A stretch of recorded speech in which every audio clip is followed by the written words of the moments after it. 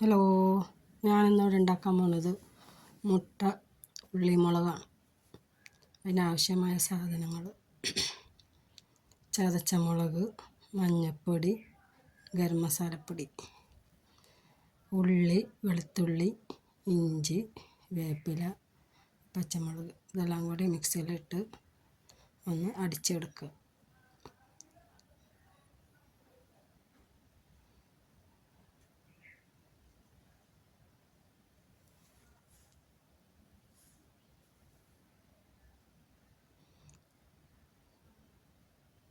അടിച്ച ശേഷം ചീനച്ചട്ടിയിൽ കടുകിട്ട് ചതച്ച മസാല ഇട്ട് നല്ലോണം വഴറ്റുക.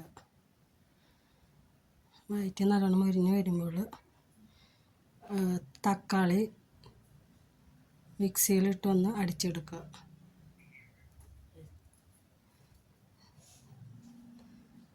മിക്സിയിലിട്ടൊന്ന് അടിച്ചെടുക്കണം. എന്നിട്ട് ഈ മുരിഞ്ഞ മസാലയിലേക്ക് തക്കാളി ഇടുക.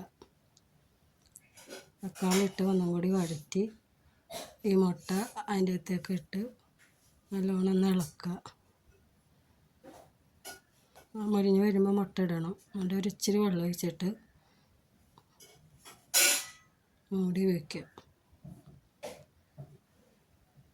നല്ല അടിപൊളി മുട്ടക്കറി റെഡി. ഇത് ചപ്പാത്തിക്കോ അപ്പത്തിനോ ചോറിനോ എന്ത് വേണമെങ്കിലും കഴിക്കാവുന്ന കറിയാണ്. അടിപൊളി ടേസ്റ്റാണ്. ഒന്ന് ഉണ്ടാക്കി നോക്കൂ. അധികം വെള്ളം ഒഴിക്കരുത്, ഇത്തിരി ഒഴിച്ചാൽ മതി.